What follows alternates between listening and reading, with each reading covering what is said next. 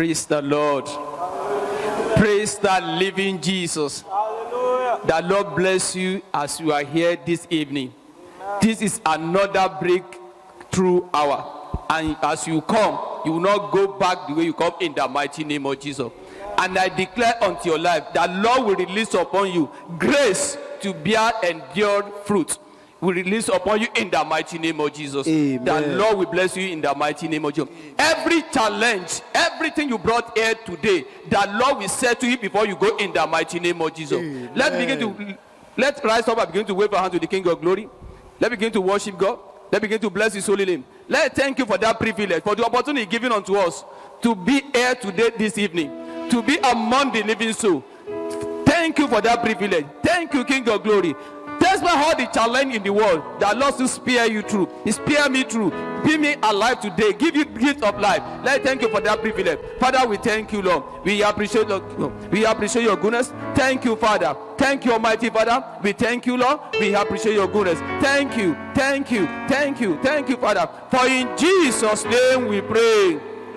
For in Jesus' name we pray. Let's thank God as I'm here this evening, oh Lord. Father, bless my life before I leave your presence in the mighty name of Jesus. Let my life be transformed in the mighty name of Jesus. Let there be a change in my life in the mighty name of Jesus. The Bible said there will be a difference between those who serve me and don't know. That difference, let it be evidence in my life in the mighty name of Jesus.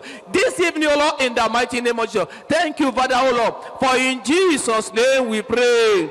Let's pray, God, for your servant that you want to use this evening. Release upon him grace upon grace to minister, to affect life positively. Release upon him in the mighty name of Jesus. Father, we pray for your servant this evening, Lord. You will release upon him grace upon grace in the mighty name of Jesus. Grace to deliver your word to our life, to bless our life in the mighty name of Jesus. That nobody that came here today will go back the same in the mighty name of Jesus. That at the end of the day this evening, Lord, we begin to bless your holy name. We worship your holy name. For in Jesus' name we pray. Amen. Everlasting Father, we thank you, Lord. We appreciate your goodness. Thank you for another privilege you've given unto us, O Lord. Be glorified in the mighty name of Jesus. Let your hand be upon us for good this evening in the mighty name of Jesus. Settle every matter. For in Jesus' name we pray. Amen. Hallelujah. Amen. I just want us to worship God this evening. Amen. The Lord that has spared us to see the light of this day. The Lord, the maker of heaven and earth. Father, we worship your name. We thank you. Lord, we bless your name, O God. We lift our hands unto you. Lord, we exalted in the name of Jesus. We lifted high in the name of Jesus. Father, we thank you. I want you to sing with me, with your heart, this evening as we worship God, because He's our God, the maker of heaven and earth. We enter His gates with thanksgiving in my heart. We enter His courts with praise. We say this is the day that the Lord has made. I will rejoice, for He has made me glad. I will enter His gates with thanksgiving in my heart. I will enter His courts with praise. Hallelujah. I will say this is the day that the Lord has made. I will rejoice, for He has made me glad. He has made me glad. He has made me glad. Oh, I am so glad. I will rejoice, for He has made me glad. Hallelujah. Oh, I am so glad. I will rejoice, for He has made me glad. Hallelujah. I want you to sing, if the Lord has done so good to you, if the Lord has made you glad. I just want you to worship God. He has made me glad. I am so glad. I will rejoice, for He has made me glad. Hallelujah. He has made me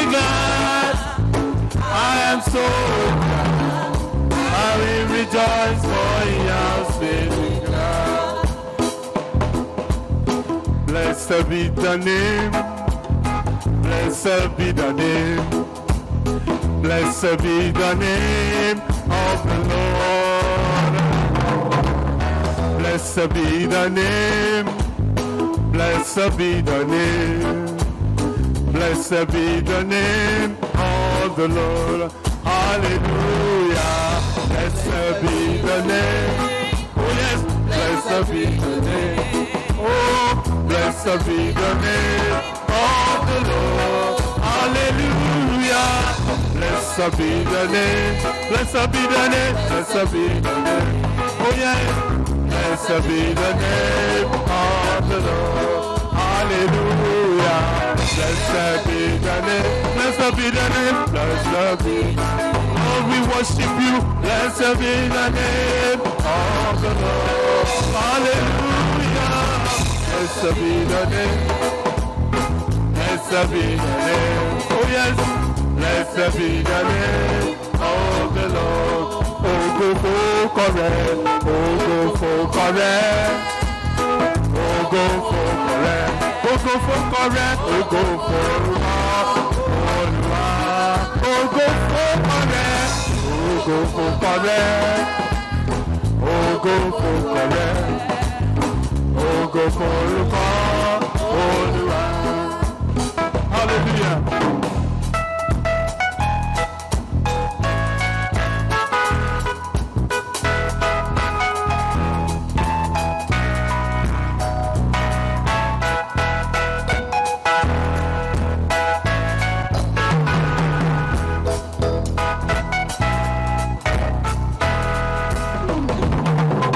I love you, Lord. I love you, Lord. Yes, I love you, Lord. You are Lord. I love you, Lord. I love you. I love you, Lord. I love you, Lord. Yes, I love you, Lord. You are Lord. I love you. I love you, Lord. I love you. I love you, Lord. I love you, Lord. Yes, I love you, Lord. You are Lord. I worship you, Lord. I worship you, Lord. Yes, I worship you, Lord. You are Lord. I love you, Lord. I love you, Lord. Oh yes, I love you, Lord. Yes, I love you, Lord. You are Lord. What a mighty God we serve. Hallelujah. What a mighty God we serve. Heaven and earth adore, even angels bow before you. What a mighty God we serve. What a mighty God, what a mighty God we serve. Hallelujah. What a mighty God we serve. Oh yes, oh yes. Heaven and earth adore, angels bow before you. What a mighty God we serve. I say, what a mighty God we serve. What a mighty God we serve. Heaven and earth adore, even angels bow before him. What a mighty God we serve. Hallelujah. What a mighty God we serve. What a mighty God. What a mighty God we serve. Hallelujah. Heaven and earth adore, even angels bow before you. What a mighty God we serve. I love the man of Galilee, for he has done so very much for me. He has forgiven me all my sins and sent the Holy Ghost to me. I love that man of Galilee, of Galilee. I love that man, oh yes, of Galilee, for he has done so very much for me. He has forgiven me all my sins and sent the Holy Ghost to me. I love this man of Galilee. Hallelujah. Lord, we worship your name this evening. Lord, we exalt your name, O God. Lord, we lift you high, we lift you high. We bless your name, O God.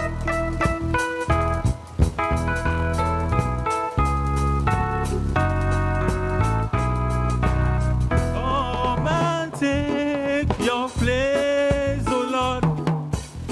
Come and take your place, O Lord. In my life, come and take your place. In my life, come and take your place. Hallelujah. Come and take your place, oh Lord. Come and take your place, oh Lord. In my life, come and take your place. In my life, come and take your place, Lord. Come and take your place, oh Lord. Come and take your place, oh Lord. In my life, come and take your place. In my life, come and take. Oh, come and take your place, oh Lord. Come and take your place, oh Lord. In our life, come and take your place. In our life, come and take. Hallelujah. Come and take your place, oh Lord. Come and take your place, oh Lord. In our life, come and take your place. In our life, come and take your place. Hallelujah.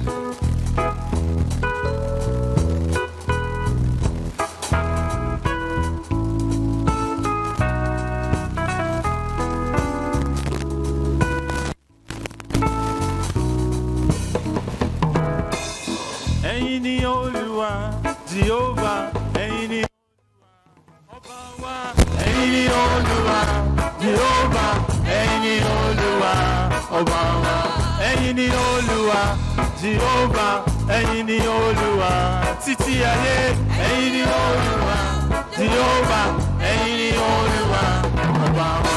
Ẹ̀yin ni Olúwa, Jehovah, ẹ̀yin ni Olúwa, Ọba wa.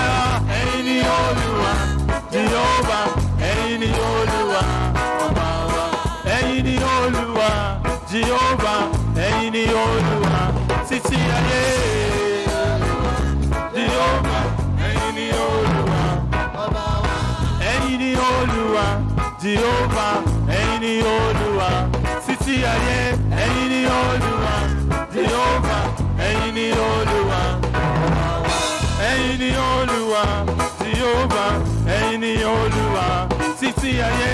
Ẹ̀yin ni Olúwa, Jehovah, ẹ̀yin ni Olúwa, Ọba wa. Ẹ̀yin ni Olúwa, Jehovah, ẹ̀yin ni Olúwa, títí ayé. Ẹ̀yin ni Olúwa, ẹ̀yin ni Olúwa, Ọba wa. Ẹ̀yin ni Olúwa, Jehovah, ẹ̀yin ni Olúwa, títí ayé. Ẹ̀yin ni Olúwa, Jehovah, ẹ̀yin ni Olúwa, Ọba wa. I want you to lift up your hands unto God personally this evening. Mo fẹ́ kẹ́ gbé ọwọ́ yín sókè sí Ọlọ́run nírọ̀lẹ́ yìí. I want you to be conscious of His presence around you Mo now. fẹ́ kẹ́ ní ìmọ̀lára ìwàláyé rẹ̀ láyìíká yín. I want you to know that He is your sustainer. Mo fẹ́ kẹ́ mọ̀ yí pé òun lolùgbé nírò yín. He is your source. Òun ni orísun yín. He is your support. Òun ni ẹni tó ń kún yín He nípa. is the one who has been helping you. Òun lẹni náà tó ti ń ràn yín lọ́wọ́. He has never allowed you to be put to shame. Kò jẹ́ kí ojú kó tì yín. Begin to say, something pleasant unto him. ẹ bẹ̀rẹ̀ sí ní sọ nǹkan tó dára sí He is i. the creator of the universe. òun ló dá gbogbo ayé. He upholds everything by the power of his word. ó pinnu ohun gbogbo nípa agbára ọ̀rọ̀ rẹ̀. Give him glory. ẹ fi ògo fún un. Worship him. ẹ yìn ín. Celebrate him. ẹ yọ̀ fún He un. deserves to be worshipped. ó yẹ láti He yìn. deserves to be honored. ó yẹ láti bu ọlá Indeed, fún. our God inhabits the praises of his lótìtọ́ people. ọlọ́run ń gbé nínú ìyìn àwọn So ènìyàn rẹ̀. join the company of the 24 headers in heaven and give him ẹ worship. this darapọ̀ evening. mọ́ àjọ àwọn ogun Say ọmọ. something good unto him ẹ sọ now. ohun tó dùn fún. Say something pleasant unto him ẹ sọ now. ohun dáradára fún. Thank you, Father. bàbá ẹ ṣé o. Thank you, Jesus. jésù ẹ ṣé o. Thank you, Father. bàbá ẹ ṣé o. You are my keeper. ìwọ ni olùpamọ́ mi. You are my support. ìwọ ni You are my fún mi nípa. source. You are my strength. ìwọ ni okun mi. Thank you, Father, bàbá ẹ ṣé o. for defending me. pé ẹ̀ ń gbè mí níjà. Thank you for carrying me on the wings of grace. bàbá ẹ ṣé nítorí pé ẹ̀ ń gbé mi Thank you níjà for pa my yín. family. mo dúpẹ́ fún Thank ìdílé you, mi. O God, for my going out and my coming mo in. dúpẹ́ fún ìjáde àti Thank ìwọlé you for mi. preserving me, my life against decay, against infections, against afflictions. pẹ́ ń pa ayé mi mọ́ kúrò nínú Thank ìyọnu you, gbogbo. God, for helping me on every mo side. dúpẹ́ pé ẹ̀ ń ràn mí lọ́wọ́ ní ibi gbogbo. Thank you for being actively at work in my life. mo dúpẹ́ pé ẹ wà lẹ́nu iṣẹ́ nínú ayé Thank mi. you, Father, for fighting my battles for bàbá me. ẹ ṣé nítorí pé ẹ̀ ń jagun ayé mi fún mi. Thank you because you are my defense. mo dúpẹ́ nítorí pé ẹ̀yin ni olùgbèjà mi. Thank you for showing me favor. mo dúpẹ́ fún ojú rere yín. Thank you for supplying my life with grace. mo dúpẹ́ fún oore ọ̀fẹ́ tẹ̀ fi Thank kún you for ayé the mi. month of May. mo dúpẹ́ fún oṣù karùn-ún. Thank you for how you have been carrying me home. mo dúpẹ́ pé ẹ ti ń gbé mi sí lóró. Thank you, Father. bàbá ẹ ṣé o. Thank you, Father. bàbá ẹ ṣé o. Thank you, Father. bàbá ẹ ṣé o. Forever you will be the Lamb upon the throne, and I will gladly worship you, my God. I worship you, my God. Forever you will be. Forever will be the Lamb upon the throne. The Lamb upon the throne.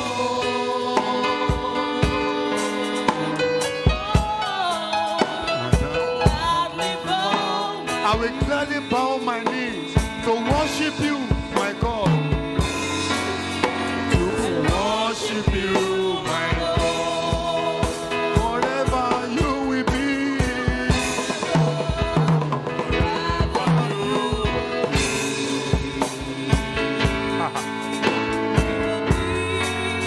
The Lamb upon the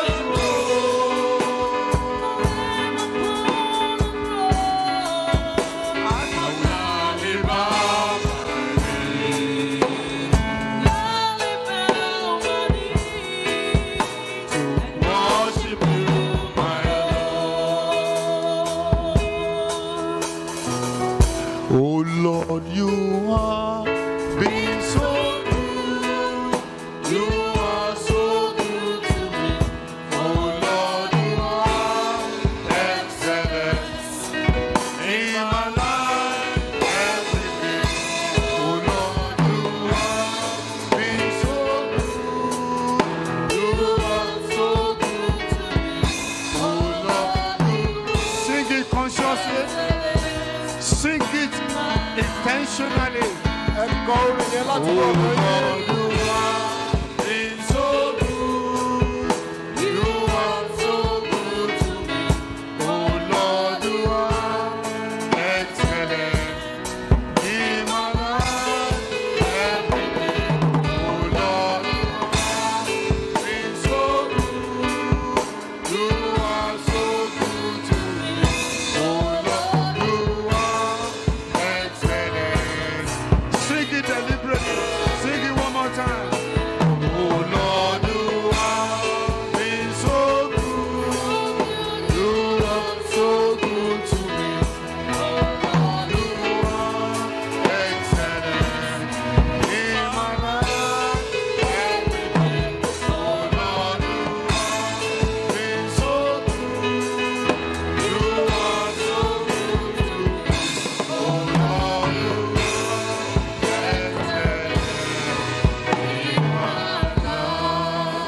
begin to plead the blood of Jesus over your ẹ bẹ̀rẹ̀ spirit, sí ní your ṣe soul, àmúlò and ẹ̀jẹ̀ your Jésù body. sórí ẹ̀mí ọkàn àti ara yín. Soak your life in the blood of Jesus. Ẹ rí ara yín bọnú ẹ̀jẹ̀ Jésù. As you approach the presence of God this Bí evening, ẹ ṣe ń wá síwájú Ọlọ́run that nírọ̀lẹ́ no yìí, impediment will make you pé unfit. kì yóò sí ohun àìyẹ kan tí yóò jẹ́ It kéré is the blood mẹ́yẹ. of Jesus that qualifies the high priest to approach the Holy of Holies. Ẹ̀jẹ̀ Jésù ló mú kí àwọn àlùfáà lọ síbi mímọ́. The blood of Jesus is superior to any blood Ẹ̀jẹ̀ today. Jésù ní agbára ju ẹ̀jẹ̀ I kẹ́jẹ̀ want lọ. you to begin to plead the blood of Jesus over your life. Mo fẹ́ kẹ́ ẹ bẹ̀rẹ̀ sí ní ṣe àmúlò ẹ̀jẹ̀ Jésù God, lórí as I ayé yín. approach your throne this evening, Olúwa bí mo ṣe wá síbi ìtẹ́ rẹ let the nírọ̀lẹ́ blood of yìí, Jesus atone for me. jẹ́ kí ẹ̀jẹ̀ rẹ kó Let tàn the fún blood of mi. Jesus make my life fit. Jẹ́ kí ẹ̀jẹ̀ rẹ Let kó the gbé blood mi. of Jesus make my life Jẹ́ acceptable in kí your ẹ̀jẹ̀ sight, rẹ mú oh kí God. ayé mi kó jẹ́ Let the ìtẹ́wọ́gbà. blood of Jesus speak for my favor Jẹ́ kí ẹ̀jẹ̀ rẹ in kó your sọ nílé presence nípa this mi evening. níwájú In rẹ the name nírọ̀lẹ́ of Jesus. yìí. The blood of Jesus. Ẹ̀jẹ̀ Jésù. I plead the blood of Mo Jesus. ṣe àmúlò I ẹ̀jẹ̀ Jésù. drink the blood of Mo Jesus. mu ẹ̀jẹ̀ I Jésù. plead the blood of Jesus. Mo ṣe àmúlò I ẹ̀jẹ̀ want you to Jésù. pray that prayer very Mo seriously. fẹ́ kẹ́ ẹ gbàdúrà yẹn The dáadáa. blood of Jesus, is it very, very alive? Ẹ̀jẹ̀ Jésù sì ló wà láàyè The blood of síbẹ̀. Jesus has efficacy. Ẹ̀jẹ̀ Jésù ní mú The yẹ́yẹ́ blood of síbẹ̀. Jesus is active. Ẹ̀jẹ̀ Jésù mú yẹ́yẹ́ Plead the síbẹ̀. blood of Jesus over your Ẹ ṣe life. àmúlò ẹ̀jẹ̀ Jésù sórí ayé Every yín. influence of the devil over my life, Gbogbo ipá òkùnkùn lórí I ayé mi. flush you away by the Mo blood fọ̀ of yín Jesus. dànù pẹ̀lú ẹ̀jẹ̀ I Jésù. cancel you by the blood of Mo Jesus. pa yín rẹ́ pẹ̀lú ẹ̀jẹ̀ Jésù. I plead the blood of Mo Jesus ṣe àmúlò ẹ̀jẹ̀ over Jésù. my life. I cover my family with the blood Mo of bo Jesus. gbogbo ìdílé I mi pẹ̀lú cover my ẹ̀jẹ̀ home Jésù. now with the blood Mo of bo Jesus. ilé mi pẹ̀lú I ẹ̀jẹ̀ cover Jésù. this house with the blood Mo of bo Jesus inú now. ilé gbọ̀ngàn yìí fún The ẹ̀jẹ̀ entire Jésù. environment, I cover it Gbogbo with the blood agbègbè yìí of mo Jesus. bò wọ́n pẹ̀lú ẹ̀jẹ̀ The Jésù. blood of Jesus. Ẹ̀jẹ̀ Jésù. The blood of Jesus. Ẹ̀jẹ̀ Jésù. The blood of Ẹ̀jẹ̀ Jesus. Jésù. In Jesus' mighty name, we have prayed.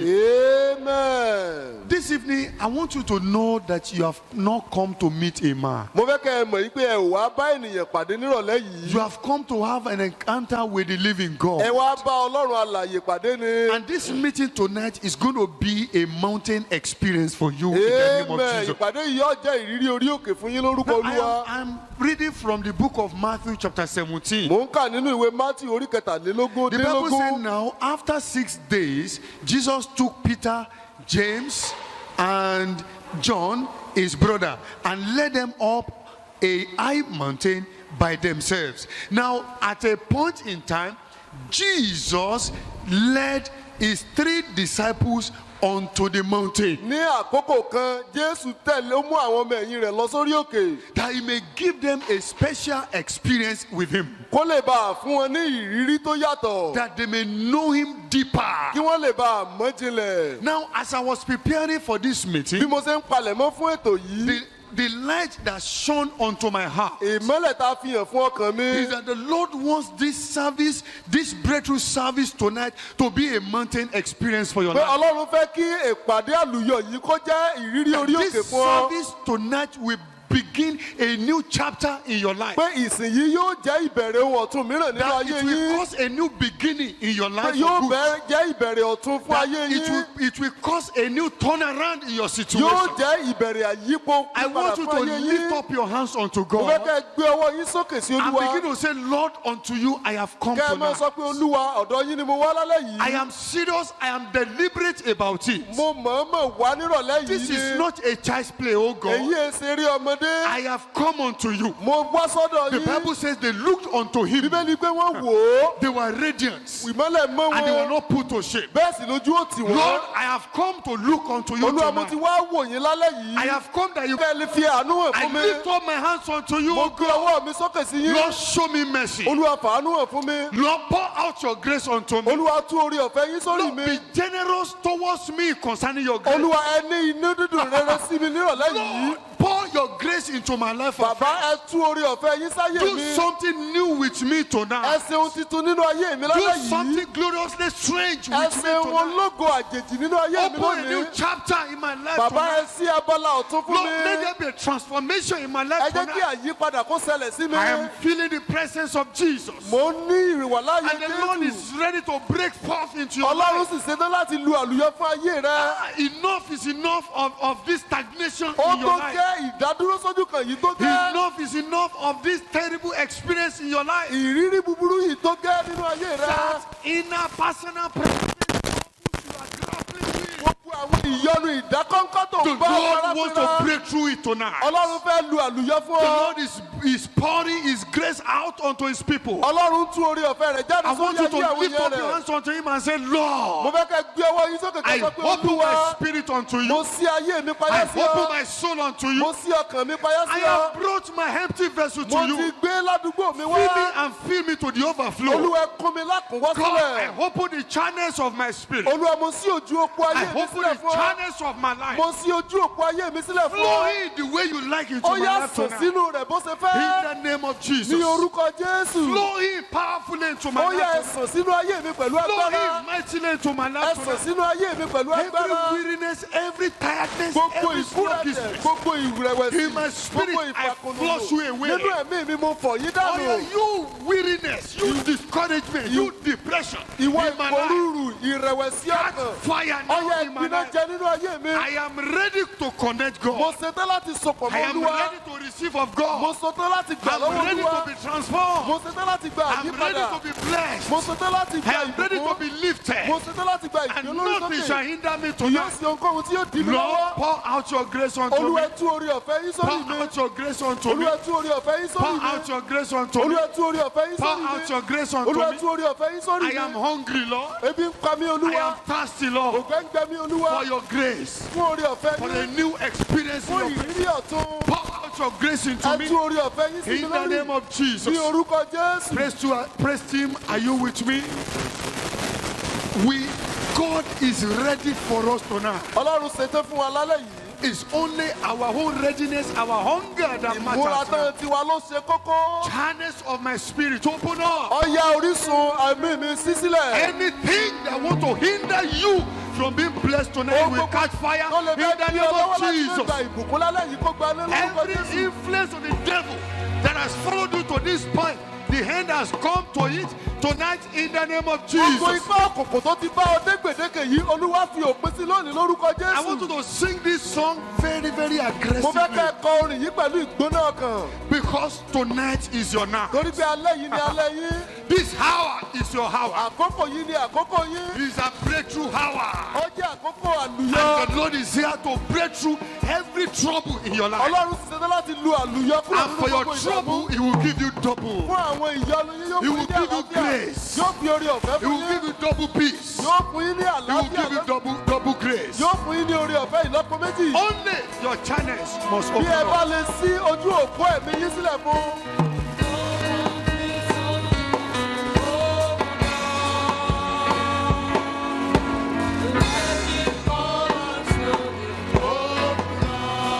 Channels of my spirit. Ojú òpó ẹ̀mí mi. Of my spirit.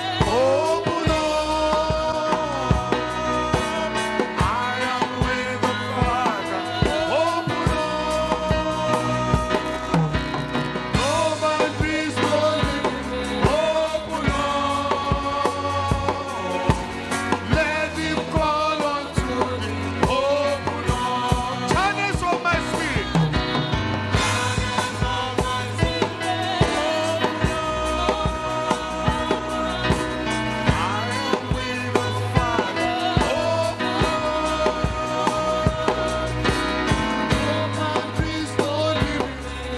All limitations, all boundaries be broken Gbogbo tonight. gbèdéke ẹbí jíjá lálẹ́ yìí.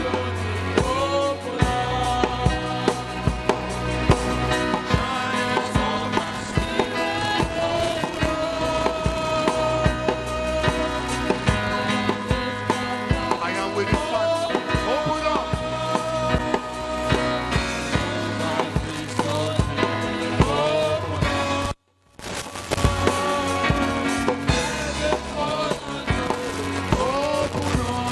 Channels of my spirit. Ojú òpó ẹ̀mí Channels of my own spirit. Ojú òpó ẹ̀mí mi. I am with the Father. Open up. Ojú òpó ẹ̀mí mi ṣí sílẹ̀. Mo wà pẹ̀lú bàbá. Boundaries no limits. Kò sí gbèdéke, kò sí ìdádúró. Ṣí sílẹ̀. Let Him fall on Lẹ́kùn ikú tó pé ikú. Fi ṣí sílẹ̀. Channels of my spirit. Channels of my spirit. Shakatakapoyeketeke pomaka. Rakatakapoyekete. Makatakapoyekete.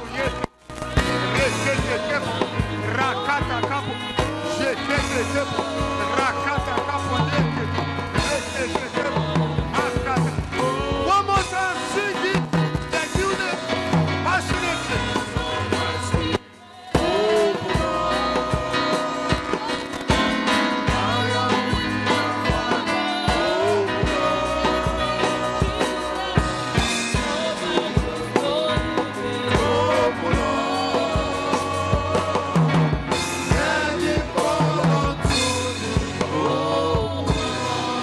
If you're able to speak in the Holy Ghost, you're able to speak in tongues, open your mouth and speak in tongues. The Lord is giving us a deeper experience in Him Ọlọ́run fún wa ní tonight. ìrírí ọ̀tún ńlá He lè. said, let deep call unto deep. Ó ní Open jẹ́ up. kí ibú kó pe tí I ibú want to sí leave this sílẹ̀. superficial level. Mo fẹ́ gbé ìgbésí I ayé ara want to yìí go deeper kúrò. with you. Mo fẹ́ ní ìrírí What tó you jinlẹ̀ did pẹ̀lú yín. with the men of old, Lord, that made them to be transformed, do it with me Ohun tó tonight. jinlẹ̀ pẹ̀lú àwọn ará ìgbàanì tó ń kí ayé wọn gbà Lord, yípadà. send Olúwa your ṣe word fún mi. unto my life Ẹ rán tonight. ọ̀rọ̀ yín sí mi lálẹ́ yìí. Send your grace unto me Ẹ tonight. rán oore ọ̀fẹ́ yín sí mi lálẹ́ Send yìí. your power unto me Ẹ tonight. rán agbára yín sí mi lálẹ́ yìí. Send your mercy unto me Ẹ tonight. rán àánú yín sí mi lálẹ́ I yìí. refuse to go away from here the same. Mo kọ̀ láti kúrò níbí bí mo ṣe wá. Lord, I open my vessels unto you. Olúwa mo ṣí aládùúgbò mi Pour sílẹ̀ out fún your ọ. grace unto me. Ó yẹ tú oore ọ̀fẹ́ yín sí Let mi. the river of your grace flow Ẹ jẹ́ kí odò oore ọ̀fẹ́ yín kó mightily. sàn.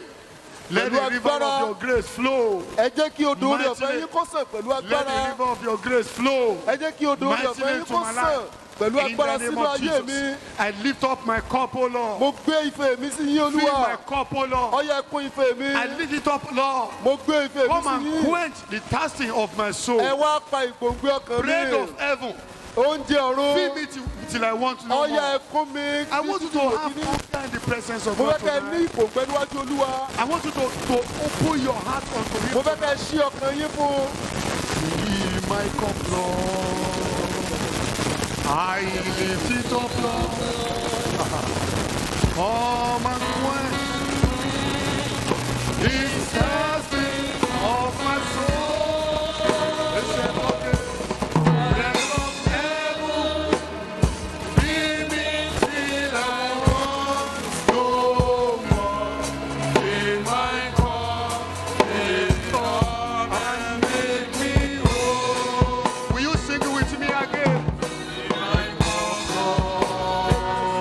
I lift it up, Lord. Fún ike mi Olúwa mo gbé sí ọ. Come and quench this thirsting Wá tán ìgbòǹgbẹ ọkàn mi yí Olúwa.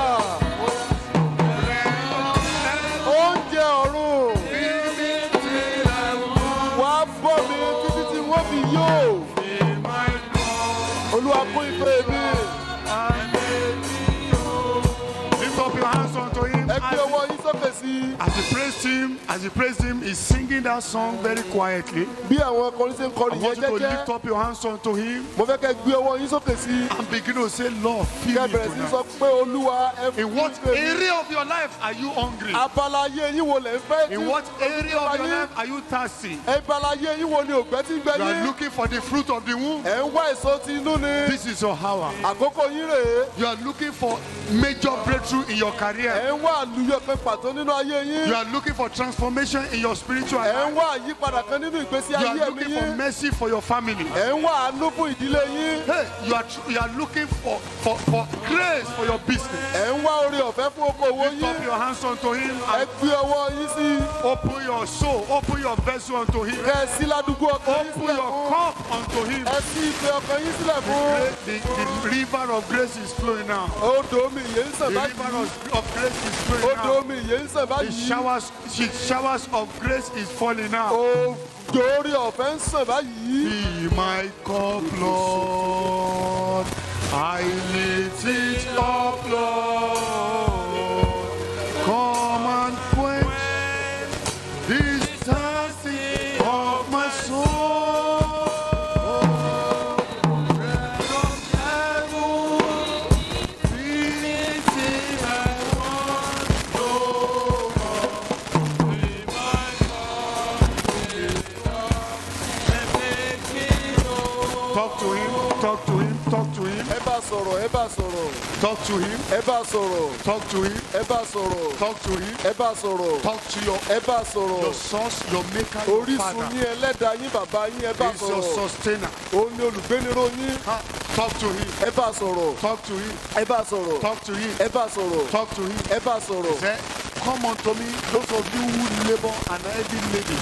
You are weary and you are heavy laden. Ó ní ẹ wá sọ́dọ̀ mi gbogbo ẹ̀yin tí ń ṣiṣẹ́ tá a di ẹrù He wíwo said, lé and lórí. I will give you rest. Ó lè mi ò fi ìsinmi fún ọkàn yín. Begin to ask for the rest. Ẹ bẹ̀rẹ̀ sí ní béèrè fún ìsinmi. Begin to ask for the rest from above. Ẹ bẹ̀rẹ̀ sí ní béèrè fún ìsinmi Lord, látòkè. I ask for rest over my marriage. Olúwa, mo béèrè fún ìsinmi lórí ìgbéyàwó I mi. don't want to be enduring my marriage. Mi ò fẹ́ mọ́ tiraka nínú ìgbéyàwó mi mọ́. I want to be enjoying Mo it. fẹ́ mọ́ gbádùn ìgbéyàwó mi. I want to enjoy my career. Mo fẹ́ gbádùn iṣẹ́ I àyànláyò don't mi. want to be a slave. Mi ò fẹ́ jẹ́ ẹrú mọ́. Help me, oh God, to triumph. Ẹ ràn mí lọ́wọ́ láti What is ṣẹ́gun. that matter you are trusting God for? Kí ni nǹkan náà pàtó tẹ́ ń gba Ọlọ́run gbọ́ Tell him fún? it's the hour of mercy. Ẹ béèrè àkókò It's àánú the rèé. hour of grace. Àkókò oore ọ̀fẹ́ rèé. It's a breakthrough hour. Bàbá ẹ ṣeun. In Jesus' mighty name, we have prayed.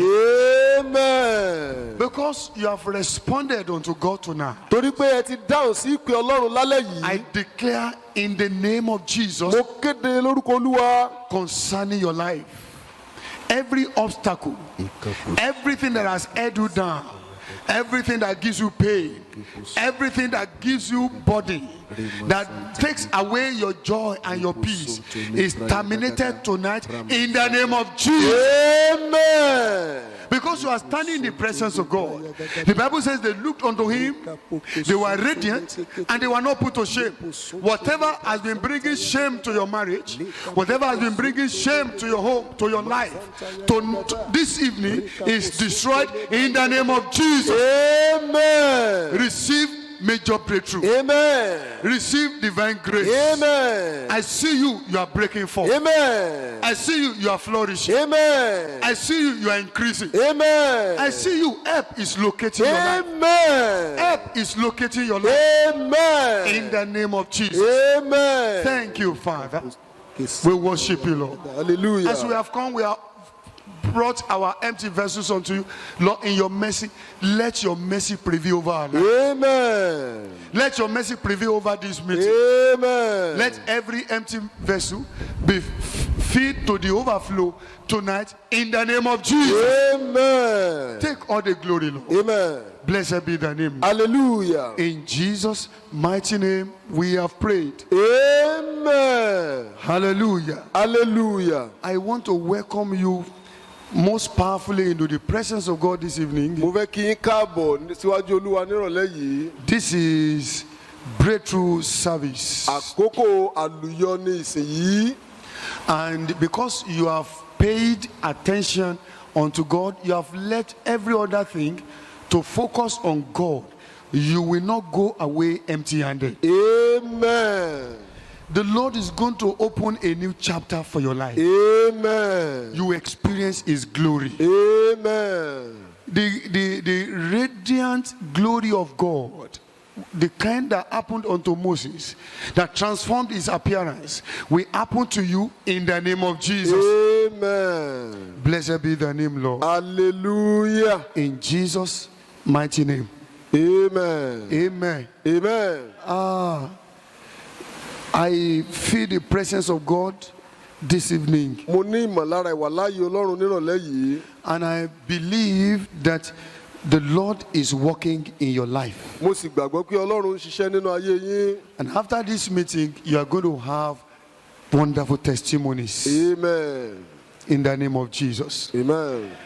I want us to read from the book of John chapter 15, Mo fẹ́ ká kà láti inú ìwé Jòhánù orí ìkẹrìndínlógún. verses 1 and 2. Ẹsẹ̀ ìkíní àti ẹsẹ̀ ìkejì. I want to remind us the focus God has given to us for the month of May. Mo fẹ́ rán wa létí àfojúsùn tí Ọlọ́run fún wa fún oṣù karùn-ún. It's our month of what? Enduring fruits. Ó jẹ́ oṣù síso èso tó dúró. Do not forget, our focus this year is abundant fruitfulness. Ẹ má ṣe gbàgbé wípé àfojúsùn wa lọ́dún yìí ni síso èso lọ́pọ̀lọpọ̀. The strategy the Lord is using for us is, as we are moving towards the middle of the year, God is getting deeper into the agenda He has for our lives in this year 2020. ìlànà tí ọlọ́run ń lò fún wa ni pé bá a ṣe ń wọ inú àárín gbùngbùn ọdún lọ ọlọ́run ń fi hàn wá ní kíkún ètò tó ní fún wa. How each one of us will be able to experience abundant fruitfulness. báwo ni ẹnìkọ̀ọ̀kan wa ó ṣe ní ìrírí sísèso lọ́pọ̀lọpọ̀. These are the keys the Lord will be showing to us èyí ni àwọn kọ́kọ́rọ́ tí ọlọ́run yóò máa fi hàn wá. as the year 2020 is rolling away. bí ọdún 2020 ṣe ń yí lọ díẹ̀díẹ̀. God is aware of the pandemic before it came, ọlọ́run mọ̀ nípa àjàkálẹ̀ àrùn yìí kó tó dé. and He knows what He's going to do for us. ó sì mọ nǹkan tí òun ó ṣe fún wa. I know the Lord will do you good. mo mọ̀ pé ọlọ́run yóò ṣe rere fún yín. I said the Lord will do you good. ọlọ́run yóò ṣe rere fún yín. And after this pandemic, lẹ́yìn àjàkálẹ̀ àrùn none yìí of your family members shall be missing. kì yóò sí ẹnikẹ́ni nínú àwọn ènìyàn yìí tí ó pàdánù. Everyone in this church shall remain alive, amen. and we shall bear abundant fruit amen. in the name of Jesus. amen. John chapter 15, ìwé Jòhánù orí kẹẹ̀ẹ́dógún verses 1 and 2. ẹsẹ̀ ìkíní sí ẹsẹ̀ ìkejì. Let me read from NIV. The Bible says, I am the true vine, and my Father is a gardener. He cuts off every branch in me that bears no fruit, while every branch that does bear fruit, He prunes, so that it will be even more fruitful. Hallelujah. hallelujah. This evening, nírọ̀lẹ́ yìí before we go to pray very, very seriously, ká tó lọ gbàdúrà ní tòótọ́. I want to share with you something deep from the heart of God. mo fẹ́ pín pẹ̀lú yín ohun tó jinlẹ̀ ní ọkàn ọlọ́run. And that is understanding the gardener's operations. níní ìlóye iṣẹ́ asọ́gbà.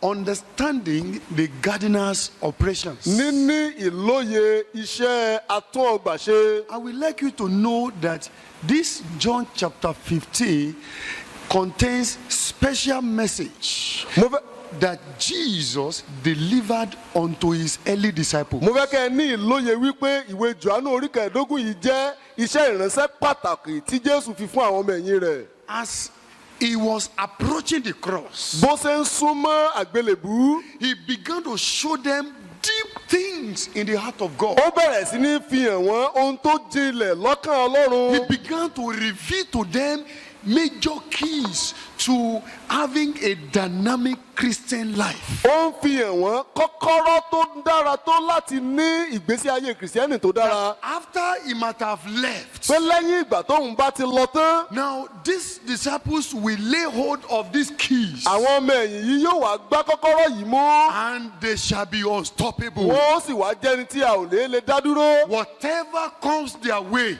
ohun yòówù tó bá wá sójú ọ̀nà wọn they shall be unstoppable. wọ́n ó jẹ́ni tí a ò lè dá dúró. And we see the evidence of this after Jesus had left. a sì rí àfihàn èyí lẹ́yìn tí Jésù ti lọ. So I want to share with you, want to explore this mystery that Jesus shared with His disciples. a fẹ́ ṣe àìfihànnà ìjìnlẹ̀ yìí tí Jésù pín pẹ̀lú àwọn ọmọ ẹ̀yìn rẹ̀. Jesus said, I am the true vine, Jésù wípé èmi gángan ni olùṣọ́gbà tòótọ́. and my Father is the gardener. bàbá mi sì ni olùṣọ́gbà. Someone may say, Pastor, why is Jesus talking that way? ẹnìkan lè pé olùṣọ́ àgùntàn yẹn ṣe tí Jésù sọ̀rọ̀ báyìí. By this statement of Jesus, He was making allusion to the Old Testament experience of the Nípa- people of Israel. nípa gbólóhùn Jésù yìí ó ń ṣe ìtọ́ka sí ìgbésí ayé àwọn ọmọ Ísírẹ́lì ní ìgbà májẹ̀mú láéláé.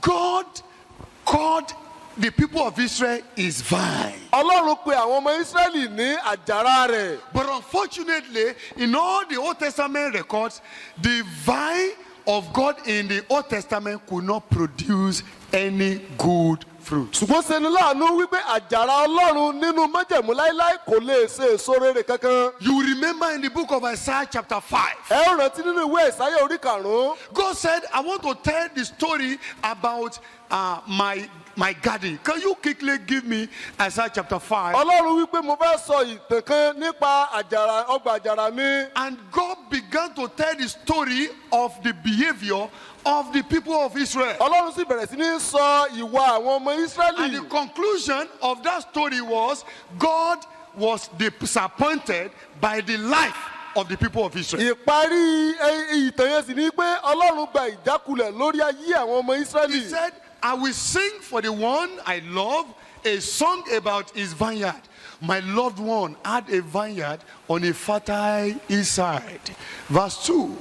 He dug it up and cleared it of stones and planted it with the choicest vines. He built a watchtower in it and cut out a wine press as well. Then he looked for a crop of good grapes. What did he find? The Bible says, but it yielded what? Only bad fruits. That was a big disappointment. Èyí jẹ́ ìjákulẹ̀ ńlá. But when Jesus began to talk to the people to his disciples, Nígbà tí Jésù wá bẹ̀rẹ̀ sí ní sọ̀rọ̀ fún àwọn ọmọ ẹ̀yìn rẹ̀. he said, I am the true vine. Ó wá ní èmi gan ni àjàrà tòótọ́. Hallelujah. Hallelujah. And my Father is the gardener.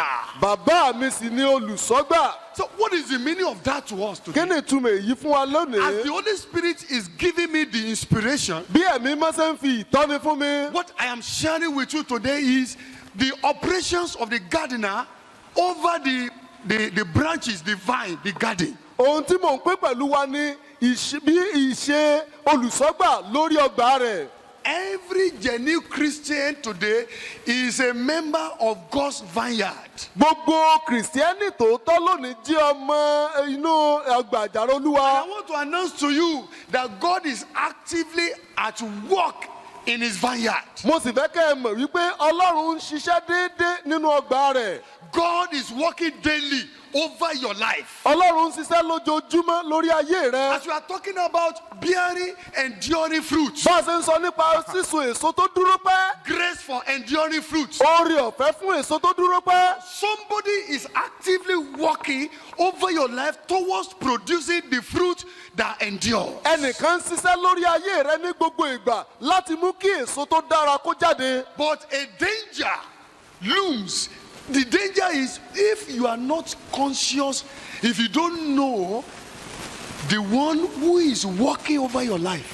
Ṣùgbọ́n ewu ń rọ̀ dẹ̀dẹ̀ bí o bá mọ ẹni náà tó ń ṣiṣẹ́ lórí ayé rẹ. If you don't know that God is actually actively working over your life. Bí o bá mọ̀ wípé Ọlọ́run ń ṣiṣẹ́ ní gbogbo ìgbà lórí ayé rẹ. And all the experiences you have been going through, Àti gbogbo àwọn ìrírí tó ti ń là kọjá. all the experiences you are going through at present, Gbogbo ọwọ́lọ́wọ́. they are instruments in the hand of God. Wọ́n jẹ́ ohun èlò ní iwájú Olúwa. God is in the center of everything you are going through. Ọlọ́run wà ní àárín gbogbo tó ń là kọjá. Whether it is painful or pleasant, Bóyá ó tiẹ̀ dára tàbí kò dára. God is there. Ọlọ́run wà ń bẹ̀. Hallelujah. Hallelujah. I read a book some times ago. Philip Yancey was the author of that book. The title of the book is Where is God When It Hurts? Mo ka ìwé kan tí Philippians ń kọ tó béèrè pé níbo ni Ọlọ́run wà nígbà tí ojú ogun le. He answered the question at the end of the book. Ó dá ìbéèrè náà lẹ́yìn òpin ìwé yìí. He said when a Christian is going through painful Ó ní experiences, nígbà tí Kìrìsìtẹ́nì bá ń la ìrora tó le kọjá. it doesn't mean that God has abandoned that Christian. Kò túmọ̀ sí wípé Ọlọ́run ti pa onígbàgbọ́ yìí tì. It doesn't mean that God is just watching that Christian Ó kàn túmọ̀ to sí pé suffer alone. kò túmọ̀ sí pé Ọlọ́run ń wo Kìrìsìtẹ́nì yìí láti jìyà. He said, in fact, God is with the Christian, Ó ní kódà Ọlọ́run gangan wà pẹ̀lú Kìrìsìtẹ́nì yìí. supplying him with grace to be able to carry through that time of crisis. Tó sì ń fún ní oore ọ̀fẹ́ láti gbéró nínú àkókò ìyọnu So, yìí. my friend, Nítorí náà ọ̀rẹ́ God mi, is actively working in your life. Ọlọ́run ń ṣiṣẹ́ lórí ayé rẹ. Now, as a farm boy, I grew up on the farm settlement. Gẹ́gẹ́ bí ọmọkùnrin mo dàgbà nínú agbègbè So I oko understand àgbóko. what it means to cultivate crops. Mo ní ìlóye tó túmọ̀ sí láti ṣe ohun ọ̀gbìn. The greatest joy of a farmer is his farm. ayọ̀ àgbẹ̀ ó ní oko rẹ̀. And every day the farmer goes to farm, he does everything to ensure that the crops produce maximally. Gbogbo nǹkan tí àgbẹ̀ sì máa ń ṣe nígbà tó bá lọ sóko náà ni wípé yóò rí wípé kí àjàrà rẹ̀ kó lè so èso. And when you look at verse 2 of our passage, Nígbà tẹ́ bá wá wo ẹsẹ̀ ìkejì ẹsẹ̀ Bíbélì wa. now Jesus is telling us that look, God is a gardener, and the gardener always walks in the garden. Do you agree with me? Jésù sọ fún wa pé Ọlọ́run ni olùṣọ́gbà ó sì máa ń rìn láàrin ọgbà rẹ̀. And God, the gardener, carries out operations every day in his garden. Olùṣọ́gbà sì máa ṣe iṣẹ́ ní gbogbo ìgbà nínú ọgbà rẹ̀. When you look at this verse 2 very well, Bẹ́ẹ̀ bá wo ẹsẹ̀ kejì yìí dáadáa. it carries the revelation about the operations of the gardener. Ó mú ìṣípayá nípa iṣẹ́ olùṣọ́gbà wá. I will not be able to go deep into this verse 2 very well Mi ò ní lè lọ jìnlẹ̀ nínú ẹsẹ̀ kejì yìí tó until next week. títí di ọ̀sẹ̀ tó ń bọ̀. I only want to show you few things Mo kàn fẹ́ fi nǹkan kan hàn yín ní before we go to pray. ká tó lọ gbàdúrà. Now hear what the Bible says. Ẹgbọ́n tí Bíbélì He wí. said, "It cuts off every branch in me that bears no fruit, Ó ní gbogbo ẹ̀ka nínú mi tí kò bá so èso ni ó máa ń mú kúrò. while every branch that does bear fruit, he prunes, Gbogbo ẹ̀ka tó bá sì so èso ó máa ń wẹ̀ ẹ́ mọ́. so that it will be even more fruitful." Kó lè bá a so èso sí i. Now, this statement of Jesus is loaded with meaning. Gbólóhùn Jésù yìí kún fún onírúurú ìtumọ̀. He said, the gardener will come around when he enters the vineyard. When he looks at some branches and he cuts them off. Pé bí olùṣọ́gbà bá wọnú ọgbà rẹ̀ yóò wo ẹ̀ka míì yóò gé dànù. Why? Èéṣe Why? èéṣe. Jesus said, the branches that refuse to bear fruit. Pé ẹ̀ka èyí tó kọ̀ láti so èso. And these branches are Christians. Oh. Àwọn ẹ̀ka wọ̀nyí sì ni Kìrìsìtẹ́nì. Hello? Yes, sir. These branches are people who come to church. Àwọn ẹ̀ka wọ̀nyí làwọn tó ń wá sí ilé Olúwa. The Lord himself said, Ọlọ́run fúnra rẹ̀ wípé the gardener cuts off branches that don't produce what? Fruit. olùṣọ́gbà yóò gé ẹ̀ka tí ò bá so èso dànù. When I began to dwell on this passage some years ago, I became very afraid Nígbà tí mò ń wo ẹsẹ̀ yìí dojúdojú nígbà kan ẹ̀rù bẹ̀rẹ̀ sí ní bà mí. that God have mercy upon Pé me. Olúwa ṣàánú fún mi. How many people in the church Èèyàn mélòó ló wà nínú ilé Olúwa are already disconnected, already cut off? tá a ti gé kúrò. And this is why you see all kinds of things in the church. Ìsirísi ní tẹ́ fi rí onírúurú nǹkan nínú ìjọ. This is one secret. See, the gardener cuts off the branches that refuse to bear fruit. Ọ̀kan lára àwọn àṣírí ńlá lèyí olùṣọ́gbà máa gé ẹ̀ka tí kò bá so èso dànù. And we'll be dealing with that next week. Àwọn ọmọ bójútó èyí níjọ́ mẹ́jọ. And I say, why every branch that does bear fruit, he prunes. Pé àwọn eléyìí tó bá wá so èso òun ni ó wẹ̀ mọ́. The word prunes or pruning it connotes process of cutting also. Eléyìí tá à ń pè ní wíwẹ̀ nù àbí wíwẹ̀ mọ́ ó ní í ṣe pẹ̀lú gígé bákan náà. Some branches will be so full of leaves. Àwọn ẹ̀ka mìíràn yóò kún fún ewé. They become so flamboyant. Wọ́n mọ gbilẹ̀ jọjọ. Even the flamboyancy will hinder them from bearing fruit. Tó bẹ́ẹ̀ tó fi jẹ́ wípé wíwẹ̀ ẹrọ wa wọ̀nyí yóò mú kí wọ́n mọ̀ lè so So èso. the gardener will come around. Yóò wá ọyàn olùsọ̀gbọ́n wà wá. The way you are so flamboyant, you are not producing. It will do what? It will clip them, will cut. Pé bí wọ́n ṣe ń gbilẹ̀ yìí ó dàbí ẹni pé o fẹ́ mẹ́sàn-án jáde yóò gé dànù. Do you remember the tree that Jesus, when he was hungry and he came by that tree on the wayside, and he said, he looked at the tree was full of leaves. Ṣé ẹ rántí igi tí Jésù fẹ́ jẹ tó wò tó kún fún ewé lásán? And when he got to the tree, Nígbà tó wá débi igi he yìí couldn't find any fruit there. kò sì rí èso kankan níbẹ̀. What did the Lord do? What did he do? Kí l'Olúwa ṣe? The Bible says, and the Lord cursed the tree, Bẹ́ẹ̀ni pé Olúwa sì gbé igi yẹn that you will never bear fruit again. pé kì yóò sì so èso mọ́ láéláé. That is highly symbolic. Èyí jẹ́ àmì ńlá. It is not enough for us to have religious titles. kò tó fún wa nìkan láti ní oyè ẹ̀sìn. Occupy big religious offices. ká wà ní àwọn ipò ńláńlá ti ẹ̀sìn. It is not enough for us to be prominent in the church. kò tó nìkan fún wa ká jẹ́ gbajúmọ̀ nínú ìjọ. Some people can be very religious, àwọn kan lè jẹ́ ẹlẹ́sìn gbáà. very, very active, tí wọ́n ń mú yányán. that people know them here and there. táwọn èèyàn mọ̀ ní ìlọ́run. And people respect them. Oh. wọ́n sì bu ọlá fún wọn. But when you look into their lives, ṣùgbọ́n tẹ́ ẹ bá wo ayé wọn they dojúdojú. are not bearing fruit. wọ́n so èso. Brethren, ara it is a dangerous situation. ó jẹ́ nǹkan tó àkókò tó léwu. And tonight, lálẹ́ yìí I am sharing with you the operations of the gardener. mò ń pín pẹ̀lú yín iṣẹ́ olùṣọ́gbà. The gardener has different operations carrying out in our life. olùṣọ́gbà nínú rúru ọ̀nà tí mo fi ṣọwọ́ ṣiṣẹ́ nínú ayé wa. Listen to me. What the gardener is doing with me, my own life now, ohun tí olùṣọ́gbà lè ṣe pẹ̀lú ayé tèmi báyìí báyìí. is different from what he's doing in your own life now. ó yàtọ̀ sí tó ń ṣe sínú ayé tiyín The lọ́wọ́lọ́wọ́. gardener is carrying out different operations in our life. olùṣọ́gbà ń ṣe iṣẹ́ onírúurú nínú ayé wa. But one thing is, many of us, we don't actually understand what the gardener is doing at present. ṣùgbọ́n tó ṣe náà ni ọ̀pọ̀ wa ò nílò iye tí ọlọ́run ń ṣe So the lọ́wọ́lọ́wọ́. danger is when you don't understand what the gardener is doing, you can easily truncate and frustrate the operations of the gardener. ewu tó wà ń bẹ̀ ni pé nígbà tẹ́ ẹ̀ bá nílò iye ìṣọwọ́ṣiṣẹ́ olùṣọ́gbà nínú ayé yín ẹ lè fi òpin sí ìṣọwọ́ṣiṣẹ́ rẹ̀. So the first prayer, the prayer we're going to pray this evening, àdúrà tá ó gbà nírọ̀lẹ́ yìí is the prayer Apostle Paul prayed for the Ephesian church. ó ní àdúrà tí àpọ́sítélì Pọ́ọ̀lù gbà fún ìjọ Éfésù In chapter 1 of Ephesians, nínú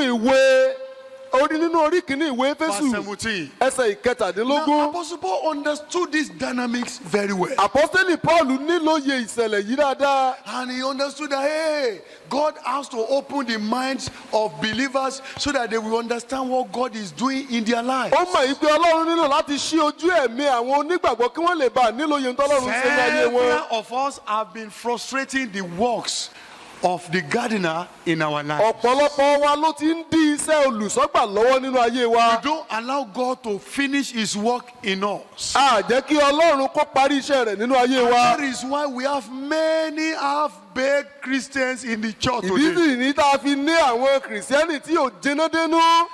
For instance, let me just bring this illustration. Somebody is training. You are training somewhere and you are complaining. The Oga is too tough. The Oga is this. Not knowing that what the Oga is doing for you is part of the curriculum. ẹnìkan ń kọ́ṣẹ́ lọ́wọ́ ó wá ń ṣe àwáwí nípa pé ọ̀gá yìí ti burú jù láì mọ̀ yìí pé ó wà lára ń tọ́gà ń ṣe láti When tó you ṣe. are now complaining that, I cannot bear this, so you are not the one to determine the curriculum. nígbà tó o bá wá ń ṣàwáwí ìwọ kọ́ ló ṣe àgbékalẹ̀ bá ṣe kọ́ ọ níṣẹ́. It is your Oga who knows the curriculum. ọ̀gá yìí lọ́mọ ẹ̀ tó bá ṣe fẹ́ kọ́ ọ. Brethren, you Ara- are the one to determine how to live your life. kì í ṣe wọ ló yan bó ṣe gbé ìgbésí ayé It rẹ. is the gardener who will determine how your life will be. olùṣọ́gbà ni ó ní ètò bí ayé rẹ ó ṣe nírí lọ́wọ́. Many of us Christians, we have actually truncated God's program, God's agenda over our lives. ọ̀pọ̀lọpọ̀ wa láti ké ètò Ọlọ́run kúrú lórí ayé wa And we have run away. a sì ti sá lọ. Sometimes ago, we placed our lives on the altar as a living sacrifice. lọ́pọ̀lọpọ̀ ọgbà a ó gbé ayé wa sórí pẹpẹ gẹ́gẹ́ bí ẹbọ àyè. But when the fire is coming, ṣùgbọ́n gbà tí iná bá ń bọ̀ when difficulties are coming, gbà tí ìyọnu bá ń bọ̀ when things are becoming tough, nígbà tí wàhálà bá ń gbóná. I cannot bear this. So because you are a living sacrifice, you have power to rise up on the altar and run away. torí pé ẹ jẹ́ ẹbọ àyè mímọ́ tó sì wà láàyè lẹ́ẹ̀bà dìde lórí pẹpẹ lẹ́fẹ̀ẹ́ So sí. many Christians they have run away from the ọ̀pọ̀lọpọ̀ ló ti kúrò lórí pẹpẹ because they don't know what the gardener is doing over their torí lives. pé wọn ò mọ tí olùṣọ́gbà ń ṣe lórí ayé wọn. One prayer we're going to pray this evening àdúrà kan tá ó gbà nírọ̀lẹ́ yìí. is that God, Olúwa give me the spirit of wisdom and revelation fún mi ní ẹ̀mí ọgbọ́n àti ìṣípayá so that I may know you better. kí n lè bá a mọ̀ yín síwájú sí i. See, if you don't know God, if you don't understand God, bí ẹ bá mọ Ọlọ́run tẹ́ ẹ nílò yìí when Ọlọ́run God is operating in your life, bí Ọlọ́run bá ń ṣiṣẹ́ nínú ayé yín you will frustrate him. ẹ ó di lọ́wọ́. There was a time God was carrying out certain operations in my life. àkókò kan wà tí ọlọ́run ń ṣe iṣẹ́ àkànṣe kan nínú ayé mi. Kai, the operation was very painful. iṣẹ́ àkànṣe náà mọ̀ ní mi lára púpọ̀ o. I said, oh God. olúwa Some churches are. kan ń pè mí pé wọ́n á jẹ́ olùṣọ́ àgùntàn wọn. God said I should stay. in ọlọ́run one ní kí place. n dúró nínú kọ̀rọ̀ kan. I should not go anywhere. n gbọ́dọ̀ lọ́bi kankan. And I was, things were very tough. nǹkan sì le díẹ̀. I was saying, oh God. mo ní olúwa Oh God. olúwa And God said, stay there. ọlọ́run ní dúró ń bẹ́ẹ̀. You must not go anywhere. o níbì kan lọ. They were calling me at Ibadan Baptist Conference. wọ́n ń pè mí lájọ ìpínlẹ̀ ìbàdàn. They wanted to give me job. wọ́n fẹ́ fún mi ní iṣẹ́ sí ń bẹ̀. God said, I am not sending you there. olúwa ní ìran ń bẹ̀ o. And things were challenging for me. ohun kan sì wá jẹ́ ìpèníjà fún mi. I did not fully understand that the gardener was the one who was truly, fully at work over my life. kò yé mi wípé olùṣọ́gbà gan fúnra ẹ̀ ló wà lẹ́nu iṣẹ́ lórí ayé mi. It was during that time I understood faith to an extent. lákòókò yẹn ni mo ní ìlóye ìgbàgbọ́ dépele kan. How to trust God when there is no salary. béèyàn ṣe lè gba ọlọ́run gbọ́ nígbà tí ò bá sí pówó oṣù ń wá. How to live depending only on God. béèyàn ṣe gbé ní gbígbára lé olúwa So lọ́lọ́run when we nìkan. talk about bearing fruit, abundant fruitfulness, nígbà tá a bá ń sọ̀rọ̀ nípa sísun èso lọ́pọ̀lọpọ̀. faith is one of the fruits. ọ̀kan lára rẹ̀ ní ìgbàgbọ́. And so God will do everything to make you produce faith. ọlọ́run ó sì mú ohun gbogbo láti jẹ́ kó o so èso ìgbàgbọ́. I want you to rise up on your feet mo fẹ́ now, kẹ́ ẹ dìde dúró. because I want us to pray very, very deeply this torí pé mo evening. fẹ́ kẹ́ ẹ gbàdúrà lágbàjilẹ̀ nírọ̀lẹ́ yìí. You are going to pray deliberately unto the living ẹ God. ó mọ̀ọ́mọ̀ gbàdúrà sí ọlọ́run. Lord, have I been truncating your operations over my life? olúwa ǹjẹ́ mò ń ti ń dí iṣẹ́ ẹsẹ̀ yín lọ́wọ́ nínú ayé mi. Have I been resisting your moves, your works in my life? ǹjẹ́ mò ń ti ń kọ ìrìn gara iṣẹ́ yín nínú ayé I mi. want you to pray very deliberately and very mo personally. fẹ́ kẹ́ ẹ mọ̀ọ́mọ̀ gbàdúrà pẹ̀lú ìpòǹgbẹ. I want you to look up unto him and say, God, have mercy upon ẹ me. gbójú sókè sí ká ẹ sọ pé olúwa ṣàánú fún mi. In any way, I have been frustrating your works in níbi my gbogbo life. tí mo ti ń dí iṣẹ́ rẹ lọ́wọ́ nínú ayé mi. As the gardener, gẹ́gẹ́ bí olùṣọ́gbà. in any way, I've been resisting you. ní gbogbo ibi tí mo ti ń dí yín In lọ́wọ́. any way, I've been running away from your operations. níbi gbogbo tí mo ti ń sá fún ìṣiṣẹ́ yín. Oh God, forgive me. olúwa ẹ dáríjì mi. Are you praying now? ǹjẹ́ ń gbàdúrà. Some people, because we are not saying, oh yeah, pray for money, pray that God should torí provide bá money. àníkẹ́ ẹ gbàdúrà fún owó àwọn míì wọn ò fẹ́ gbàdúrà They dáadáa. will not be aggressive. inú wọn ò fẹ́ gbàdúrà pẹ̀lú ìgbóná Many kan. people will collect money from God, ọ̀pọ̀lọpọ̀ ni ó gbowó lọ́wọ́ and olúwa. at the end, they will end up in hellfire. lẹ́yìn rẹ̀ báyìí ọ̀run àpáàdì ni. This is what will position you for any blessing. you èyí ni ó fi yín sí abala onírúurú ìbùkún. begin to say, Lord, have mercy ẹ upon bẹ̀rẹ̀ my sí ní life. sọ pé olúwa ṣàánú fún mi. In what way have I been frustrating your operations in my life? níbo ni mò ń ti ń fi òpin sí iṣẹ́ yín nínú ayé As mi. the gardener, gẹ́gẹ́ bí olùṣọ́gbà ayé mi. as the vine dresser, gẹ́gẹ́ bí olùtọ́gbà ayé mi ṣe. Lord, forgive me, oh Lord. bàbá ẹ dáríjì mi. Have mercy upon me. bàbá ẹ ṣàánú fún mi. In what way have I been manifesting ignorance? ní gbogbo ni mò ń ti ń ṣe ìfarahàn àìmọ̀kan. Ignorance of your operations in my life.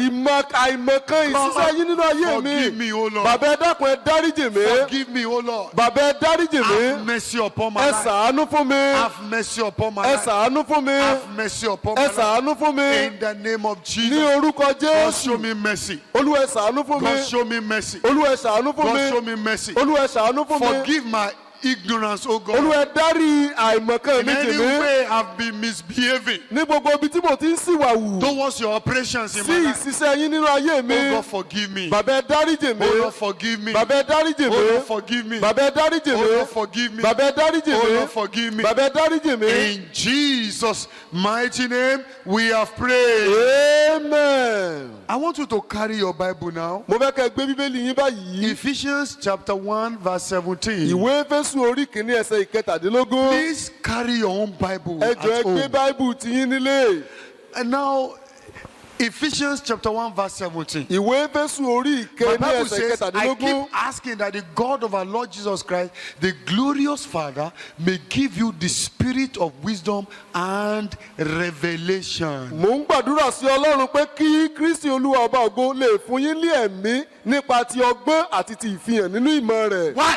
èéṣe So that you may do what? kẹ́ ẹ lè bá a ṣe kí ni. Oh, you don't see your Bible Ẹ rí bíbélì ti so yín. that you may, Kẹ́ ẹ lè bá a ṣe kí ni. so that you may know him better. Kẹ́ ẹ lè bá a mọ̀ dáadáa. When you know him, Bẹ́ẹ̀ bá mọ̀ ọ́, you will understand his operation ẹ ó nílò iye ìṣọwọ́ṣiṣẹ́ rẹ̀ in your life. nínú ayé yín. So lift up your Bible Ẹ gbé bíbélì yín sí Olúwa. and begin to say, oh God, Kẹ́ ẹ bẹ̀rẹ̀ sí ní sọ pé Olúwa, give me the spirit of wisdom and revelation. fún mi ní ẹ̀mí ọgbọ́n àti I ìfihàn. want to know you more. Mo fẹ́ mọ̀ yín síwájú I want sí. to know you Mo more fẹ́ mọ̀ yín síwájú sí. in my life. Nínú ayé mi, I refuse to be ignorant. mo kọ̀ láti jẹ́ òpè. I refuse to be an ignorant Christian. Mo kọ̀ láti jẹ́ kìrìsìtẹ́nì I òpè. want to know you and your operations in my Mo life. fẹ́ mọ̀ yín àti iṣẹ́ ìṣẹ́ yín I nínú want ayé to mi. know what you are doing in my life at present. Mo fẹ́ kẹ́ ẹ mọ̀ bẹ́ẹ̀ ṣe ń ṣiṣẹ́ nínú ayé mi So that I lọ́wọ́lọ́wọ́. may be able to cooperate with you. Kí n lè bá a nífọwọ́sowọ́pọ̀ So pẹ̀lú that I may be yín. able to be obedient to your workings in Kí my n life. lè bá a lè gbọ́ràn sí So ìṣọwọ́ṣiṣẹ́ that yín nínú I ayé may mi. be able to cooperate with your operations, oh Kí n God. lè bá a lè gbà pẹ̀lú ìṣiṣẹ́ Lord, yín. open my eyes, oh God. Olúwa sí ojú ẹ̀mí mi. Give me the spirit of wisdom and Ẹ revelation. fún mi ní ẹ̀mí ọgbọ́n àti Give me the ìṣípayá. spirit of wisdom and Ẹ revelation. fún mi ní ẹ̀mí ọgbọ́n àti Lord, ìṣípayá. open my eyes, oh God. Olúwa sí ojú mi. Grant me knowledge of you. Ẹ fún mi ní ìmọ̀ Grant me yín. understanding of your Ẹ fún operations. mi ní ìlóye Grant ìṣọwọ́ṣiṣẹ́ me yín. light in you. Ẹ fún mi ní ìyè Lord, nínú grant yín. me light in you. Ẹ fún mi ní ìmọ́lẹ̀ nínú Let my yín. heart be enlightened, oh God. Olúwa ẹ jẹ́ kí ojú ẹ̀mí mi Lord, di ìmọ́lẹ̀. enlighten me. Olúwa ẹ tan ìmọ́lẹ̀ Lord, sọ́kàn mi. enlighten me. Olúwa ẹ tan ìmọ́lẹ̀ Lord, sọ́kàn mi. enlighten me. Olúwa ẹ tan ìmọ́lẹ̀ sáyé Lord, mi. enlighten me. Olúwa ẹ tan ìmọ́lẹ̀ Lord, sáyé mi. enlighten me. Olúwa ẹ tan ìmọ́lẹ̀ sáyé Help me to mi. know what you are Ẹ doing. jẹ́ mọ̀ tẹ́ ń ṣe nínú Help ayé me mi. to know what you are Ẹ carrying jẹ́ out in mọ̀ my tẹ́ ń life. ṣe nínú ayé Help mi. me to know, to understand your Ẹ operations in jẹ́ my ní life. ìlóye ìṣiṣọ́ṣẹ́ In the nínú ayé name of mi. Jesus. Lórúkọ Help me, Jésù. oh God. Olúwa ẹ ràn mí lọ́wọ́. Help me, oh Lord. Olúwa ẹ ràn mí lọ́wọ́. Open my mind, oh Lord. Ẹ ṣí ọkàn mi Give me Olúwa. deep understanding. Ẹ fún mi ní ìlóye Give tó me deep jinlẹ̀. understanding. Ẹ fún mi ní ìlóye tó Give me jinlẹ̀. deep Ẹ fún understanding. mi ní ìlóye tó In jinlẹ̀. Jesus' mighty name, we have prayed. Amen. Let me tell you, God can use a painful experience to help you produce the fruit of righteousness. Ẹ jẹ́ kí n sọ fún yín, Ọlọ́run lè lo àkókò tó nira láti mú ká ẹ sèso òdodo. When I was in the seminary, I had one of my roommates Nígbà tí mo wà ní sẹ̀mínárì, ọ̀kan lára àwọn alájọgbé mi who was like a thorn in my flesh. tó dàbí ẹ̀gún ní ìhà mi. We were in the same department. A wà níbi ìkọ́sẹ́ kan. This my roommate will borrow my notes Ọ̀rẹ́ mi yìí yóò yá ìwé mi. and we buy akara and put akara. And when he bought akara, he will put it on my notes. Nígbà tó bá wá ra àkàrà, orí ìwé mi ni ó gbélé. So after I got my notes back, oh my God, I'll be very angry with him. Nígbà tí mo bá gba ìwé mi padà, inú mi ó sì máa ń ru. And this my friend will be saying, you are not a Christian. Ẹ ló wí pé ṣe kìrìsìtẹ́nì. Is it just the akara Ṣé oil? òróró àkàrà díẹ̀ tó wá yí náà. Smeared your boot, that's why you are now shouting. Òróró àkàrà tó yí náà lọ wá ń pariwo fún. You are not a Christian. Èé ṣe kìrìsìtẹ́nì. I will be very angry. Inú ó bí mi. I'm not. This my friend, he was so disorganized in the room. Ọ̀rẹ́ mi yìí ò kí ẹ kò pápá rárá. Very early in the morning when we'll be rushing for lecture for chapel. Nígbà táwọn bá ń sáré lọ sí ilé ìjọsìn He lówùúrọ̀ would say, kùtùkùtù. he used to call me Bro Peter.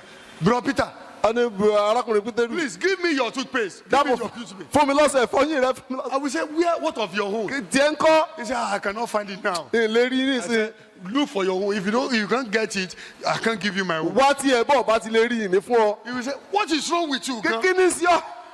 You say you are a O Christian. sì ní kìrìsìtẹ́nì ni ọ. In fact, I want to know the sister you will marry. I don't know how you will live with that sister. Mo fẹ́ mọ àwọn tó fẹ́. And throughout the day, I'll be very sad. Inú mi ó sì bàjẹ́ fún I'll gbogbo be very ọjọ́. angry. So anytime I went to pray, Nígbà tí mo bá lọ I'll gbàdúrà, be praying to God. Olúwa wọn mọ̀ gbọ́ Olúwa. This brother is, God will say, go and relate with him very well. Ọlọ́run ni lọ bá a ní ìfarakínra tó dáa. Don't be angry with him. Má bínú sí mọ́. Sincerely, I didn't understand the operation of God. Though. Kò ìṣiṣẹ́ Ọlọ́run ò yé mi. I didn't know that God was actually using him to train me, Mi ò mọ̀ pé Ọlọ́run ń lò láti palẹ̀ mi mọ́. to learn how to accommodate difficult people. Láti kọ́ béèyàn ṣe gba èèyàn tó ṣòro mọ́ra. Sincerely, eventually we became very, very friendly. ń bọ̀ ya àdọ̀rẹ́ gidi. Today, every time we see now, we are very. nígbà tá a bá ríra báyìí ní ìsinú wa máa ń dùn síra But wa. I'm telling you, God used him to deal with me, ṣùgbọ́n mo sọ ọlọ́run lò láti bá mi wí. to deal with my pride, láti bá ìgbéraga mi wí. to deal with my self-centeredness. láti bá ìmọ̀tara ẹni nìkan mi wí. Hallelujah. hallelujah. I don't know what you are going through now. èmi ọmọ ń tẹ̀yìn ńlá kọjá báyìí. It may be financial difficulty. ó lè jẹ́ ìnira nípa ètò ìṣúná. It may have to do with one of your children. ó lè jẹ́ ọ̀kan lára àwọn ọmọ yín ni. It may even be your spouse. ó tiẹ̀ lè jẹ́ ọkọ yín gan God pẹ̀lú. can use anything, anyone, any situation, any circumstance to deal with you, that you may be able to produce the fruit of righteousness. ọlọ́run lè lo ohunkóhun láti bójútó yín kí ayé yín kó lè bá àgbà So you are ìṣọ́sẹ́. going to lift up your hands again. ẹ gbé ọwọ́ yín sólúwa Say, lẹ́ẹ̀kan sí. oh God, olúwa give me the spirit of wisdom fún mi ní ẹ̀mí ọgbọ́n and revelation àti to ìṣípayá understand the operations you are carrying out in my life, láti ní ìlóye bẹ́ẹ̀ ṣe ń that ṣiṣẹ́ may ní be ayé able to mi. cooperate with you to produce the fruit of kí n righteousness. lè bá a sopọ̀ mọ́ yín láti lè mú kí ẹ tún In èso the name òdodo of Jesus. ní orúkọ Oh jésù. God, help me. olúwa ràn mí lọ́wọ́. Oh God, help me. olúwa ràn mí lọ́wọ́. Give me the spirit of wisdom olúwa fún mi ní ẹ̀mí ọgbọ́n and understanding àti ẹ̀mí ìyòye and revelation. àti ìfipáyà In the name of ní Jesus. orúkọ jésù. Help my life, oh ẹ God, ran ayé mi lọ́wọ́ to be able to flow with you, láti lè to be able pẹ̀lú to yín cooperate with láti you, lè not to fọwọ́sowọ́pọ̀ pẹ̀lú frustrate yín your operations in láti my má life, ṣe pa iṣẹ́ yín lọ́wọ́ nínú ayé mi not to frustrate your agenda in my láti má life. ṣe pa ètò yín fún In ayé mi the name lára of Jesus. lórúkọ In jésù. Jesus' mighty name, we have prayed. amen. Finally, I want us to see verse 18. Verse 18. He said, I love this Apostle Paul. They were real men. àpọ́sítélì pọ́ọ̀lù àwọn He ọkùnrin said, gidi ni. I pray also ó ní mo tún gbàdúrà síwájú sí i that the eyes of your heart may be enlightened. pé kí ojú ẹ̀mí yín kó gba ìmọ́lẹ̀. Again, in order that you may do what? káyìn kó lè mọ kíni. You are not with me this evening, people of God.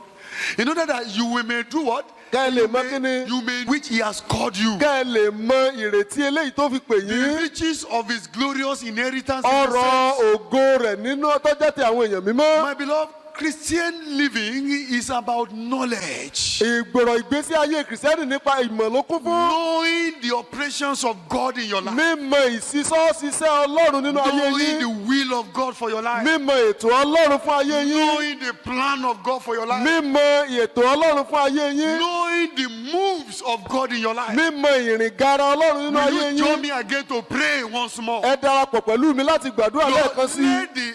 let the eyes of my heart be enlightened. olúwa O jẹ́ God. kí ojú ọkàn mi gba ìmọ́lẹ̀ rẹ. Enlighten the eyes of my heart. olúwa tan ìmọ́lẹ̀ sí ojú ọkàn mi. Enlighten the eyes of my heart. olúwa ẹ tan ìmọ́lẹ̀ sí ojú ọkàn Enlighten mi. the eyes of my heart. ẹ tan ìmọ́lẹ̀ sí ojú I ọkàn mi. refuse to be foolish, O mo God. kọ̀ láti jẹ́ I aṣiwèrè. refuse to be a stupid Christian. mo kọ̀ láti jẹ́ kìrìsìtẹ́nì I refuse to òmùgọ̀. be an ignorant Christian. mo kọ̀ láti jẹ́ kìrìsìtẹ́nì òpè. Enlighten my heart. olúwa ṣí ojú ọkàn mi. Let the eyes of my heart be enlightened. jẹ́ kí ojú ẹ̀mí mi kó di That ṣíṣí. I may know. kí n lè bá a mọ̀. That I may know. kí n lè bá a mọ̀. That I may know your plan for my kí n life. lè mọ ètò yín That fún I may ayé know your mi. will for my life. kí n lè mọ ètò That I yín may fún know ayé your mi. agenda for my kí n life. lè mọ ìpinnu That I yín may fún ayé know mi. the operations in my kí n lè mọ life. That ìsọwọ́síṣẹ́ I yín may fún ayé mi. cooperate with you. kí n lè bá That I sọ́wọ́sowọ́pọ̀ may pẹ̀lú not yín. frustrate your work. kí n má bàa fi òpin In the name pa of iṣẹ́ yín Jesus. jẹ́. Thank you, Father. Jeketekepo makatakapo. Help my life, Lord. Help my life. Help my life, Lord. Help my life. Help my life, Lord. Help my life, Lord. Help my life, oh Lord. Help my life. Will you sing that song with me one more time? Help my life, Lord.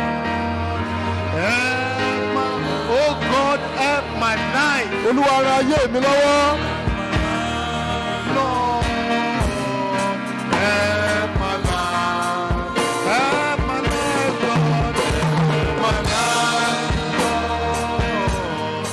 Help my life, oh Lord. more time. Sing it sincerely and deliberately. Sing it with laughter.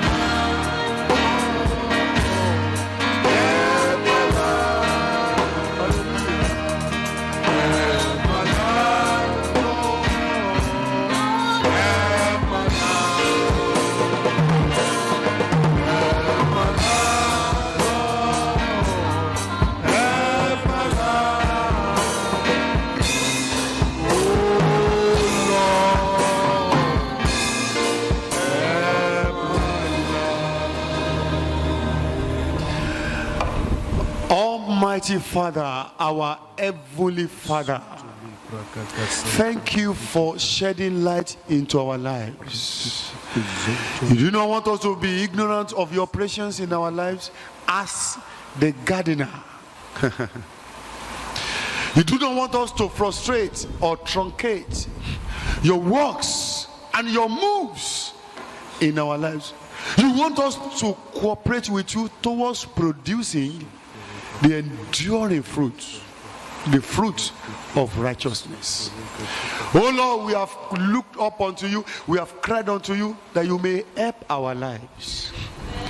That, oh Lord, you may enlighten the eyes of our heart. That you may give us the spirit of wisdom and revelation. Amen. That you may know you. Amen. That we may know your operations, that we may understand your move in our life. Let this be our story in the name of Jesus. Amen. Oh God, your greatest desire is that every one of us may produce fruit. Any branch that fails to produce fruit stand the risk, the danger of being cut off. I pray for every member of El Shaddai Baptist Church that none of us will be cut off in the name of Jesus. Amen. And peradventure, if anyone has been cut off, we pray, oh God, in your mercy. In your mercy, Lord, let such individuals be engrafted back in the name of Jesus. Amen. Irrespective of our titles and our positions, we pray, oh God. We pray, oh God, that if any one of us, whether pastor, deacon, deaconess, evangelist, Sunday school teacher, choir member, if any one of us has been cut off due to our carelessness, our stubbornness, our disobedience, oh God, let your mercy prevail. Amen. Get us engrafted back to the stem in the name of Jesus. Amen. Lord, send a mighty revival unto all of us. Amen. Draw us closer unto you, O God. Amen. Blessed be thy name, O Lord. Hallelujah. Lord, we pray for our land. Let your healing flow. Amen. Teach our leaders the right step to take to set us free from this lockdown in the name of Jesus. Amen. Schools are locked down. Churches don't meet together. We pray, oh God, that this season will be over soon in the name of Jesus. Amen. Give our leaders wisdom. Amen. In the name of Jesus. Amen. In Nigeria, our leaders are planning to devalue our naira. And this has grave implications for the citizens. Yes, they are collecting aid from abroad so that that money will be very heavy, but the citizens will suffer for it. When naira is devalued, you carry a lot of thousands, but the value, the power will be little. Oh Lord, we plead, have mercy upon us. Amen. Deliver us from this evil. Amen. In the name of Jesus. Amen. We pray for all our members in Germany, our members in the United States of America, our members in South Africa, in India, in every part of the world, and wherever they are listening, they are watching us. Let your grace locate them. Amen. Let your help locate them. Amen. I pray for all of you, the grace of God will sustain you. Amen. You will not know any infection. Amen. You will know divine protection. Amen. It shall be well with you. Amen. Everything you lay your hands upon, you will prosper. Amen. You will flourish. Amen. And you will bear abundant fruit. Amen. In the name of Jesus. Amen. Is anyone sick? among us, at home, I declare divine healing now in the name of Jesus. Amen. Are you feeling troubled? Receive the peace of God. Amen. Receive the joy of God. Amen. You are in need. You are lacking in essential things. I pray for you. The grace of God will locate your life. Amen. You experience abundance. Amen. This week, before this week runs out, you will come up with a big testimony. Amen. It shall be well with you. Amen. Blessed be the name, O Lord. Hallelujah. Baba, we pray for the Akipelus. Today is their wedding anniversary. That, oh Lord, visit this home. Amen. Lord, enrich their marriage. Amen. Oh God, continue to cause them to flourish. Amen. Enlarge their coasts. Amen. And grant the desires of their heart. Amen. Enrich them on every side. Amen. And everyone who is celebrating birthday today and wedding anniversary that we may not be able to mention now, the Lord Almighty will grant you special anniversary gift in the name of Jesus. Amen. You will continue to flourish. Amen. In the name of Jesus. Amen. Thank you, Father. Thank you, Lord. We worship you, Lord. Hallelujah. In Jesus' mighty name we have prayed. Amen. Praise the Lord. Hallelujah. You are blessed in Jesus' name. Amen. It's a wonderful time in the presence of God this evening. I congratulate you because your life is no more the same. And this grace will continue to carry you through this time of lockdown in the name of Jesus. Amen. Don't forget, on Sunday, we are coming again, and the Lord himself is going to bless you. Amen. Let's continue to pray this time, because it's only God we need. Even the governments of the nations of the world are confused. But the Lord Almighty, in wrath, he will remember mercy. Amen. And very, very, very soon, he's going to set us free. Amen. In the name of Jesus. Amen. If you know any member of this church who is not connecting to the church on our various platforms, please connect them and encourage them to connect. And as you connect, the grace of God will be flowing ceaselessly into your life in the name of Jesus. Amen. Hallelujah. Hallelujah. God bless you all. If you have grace to give offering, keep your offering in your envelope and take it to the house fellowship on Sunday. And the Lord himself is going to bless you in Jesus' name. Amen. Shall we rise up as we share the grace in fellowship? I want to hear your voice from home. Meaning, I want you to share the grace. I want you to open your mouth and share the grace with me, even right from home. In Germany, in the US, in Lagos, in Ogbomoso, share the grace with me. Shall we go? 1, 2, 3, let's go. May the grace of our Lord Jesus Christ, the love of God, and the sweet fellowship of Holy Spirit be with us now and forevermore. Amen. You are blessed in Jesus' name. Amen. The righteous shall flourish like a palm tree.